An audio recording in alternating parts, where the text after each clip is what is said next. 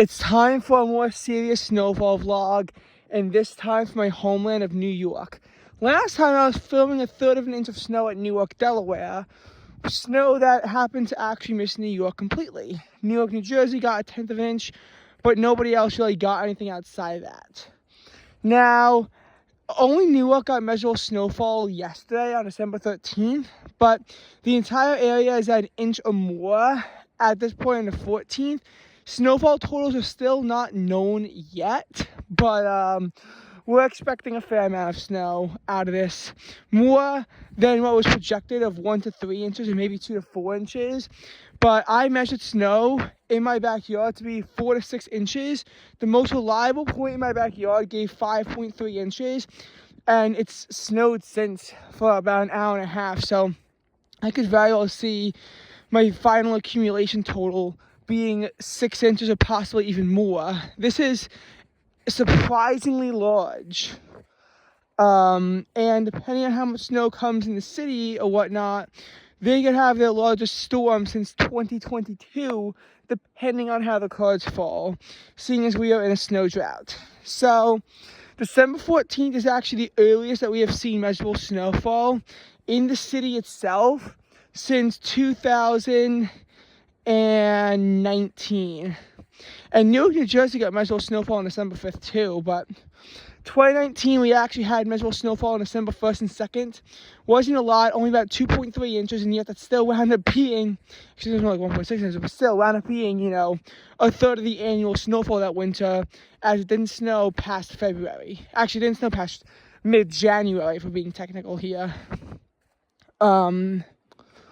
And 2020, we start off with snow on the 16th. Today is the 14th. 2021, the snow, you know, for that winter didn't begin until Christmas Eve. 2022, we didn't see snow until February 2023, actually. Parts of the city got snow on December 12th, but not the, you know, downtown Manhattan itself. And 2023 didn't come in the city until January 6, 2024.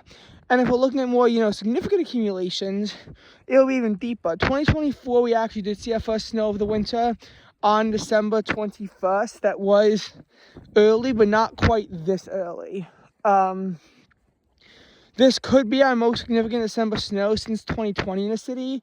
But it depends, because the Central Park was lagging far behind and only at 1.1 inch as of the 7 a.m. report.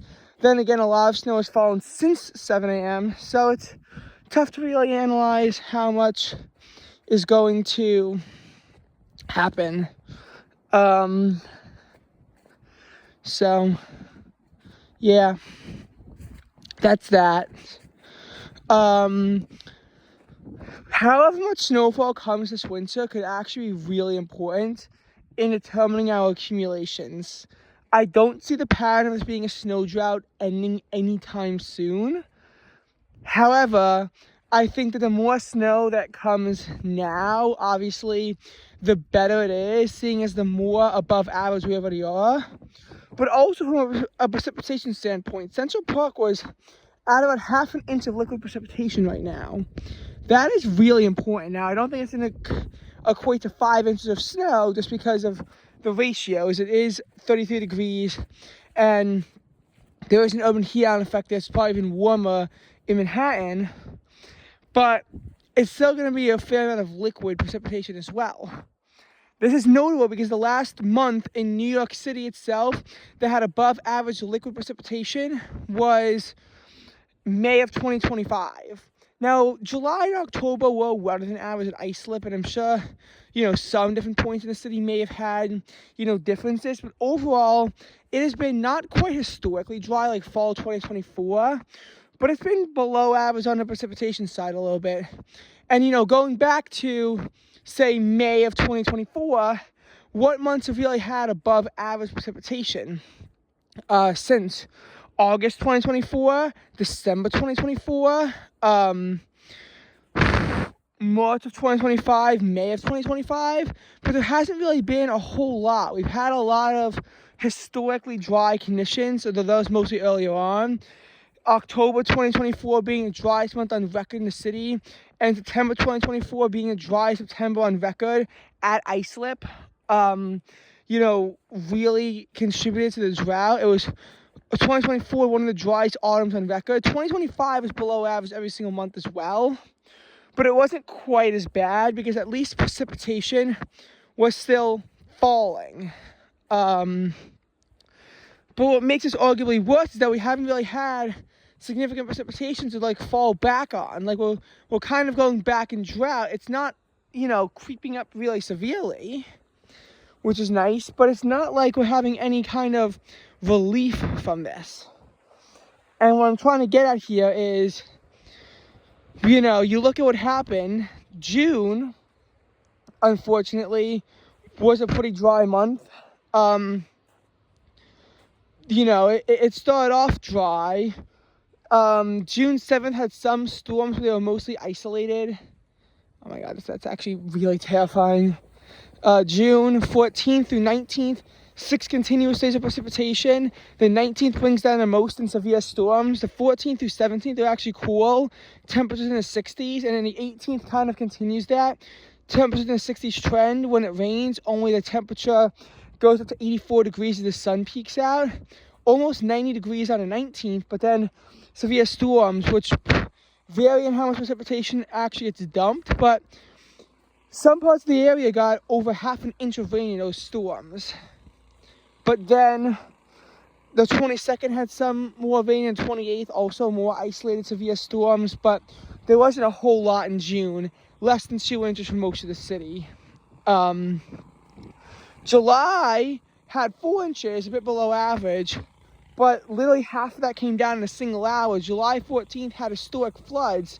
I said parts of July were lower than average because of how precipitation varied in July 14th and then on July 31st, where parts of Long Island got over 3 inches of rain on that storm system. The city did not get that much in that storm system, but it varied heavily. It genuinely varied very heavily in how much how much rain wound up falling. August was dry in 2025 in comparison to 2024, obviously. 2025's August was dry. A little bit of lingering precipitation on August 1st from the July 31st storms, but not much. August had, on the 13th, a round of severe storms, and again on the 17th, another round of severe storms. That made up a lot of August's precipitation. And then the 21st and 22nd, the remnants of Hurricane Erin came down with another front that brought about 3/4 of an inch of rain. But overall, in New York City, about 2 inches again in August. It was not a historically dry summer, but it was definitely a dry summer with precipitation less than 65% of average for most of the city. Did September really do a lot to fix that? Seemingly yes at first. September 4th through 7th brought 2 severe thunderstorms that dumped over 2 inches of rain in the city. It's just that from there on out, there was barely anything. Of course, I was in Delaware where the drought was hitting us even worse. There was some storms that occasionally crossed New York City since then, but none of them really brought that much precipitation with them. 24th and 25th probably came the closest, but even then, not a lot happening. October was really dry in Delaware, painfully dry. New York City got the nor'easter on the 12th and 13th that mostly happened to miss Delaware. And then also October 30th, well, it dumped a lot of rain in Delaware. It dumped even more in New York, about 2 inches. So again, parts of the metro area could get above average precip in October, but not the city, which fell at 4.08. Close to average, but not quite there.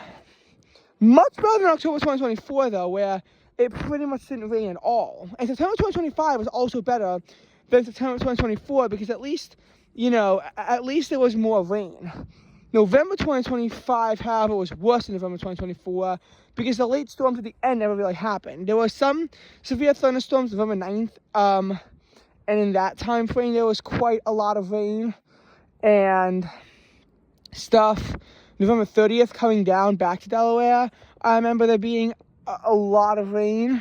And December 2nd, everything initially appears to be going well. It's just that, unfortunately, it doesn't.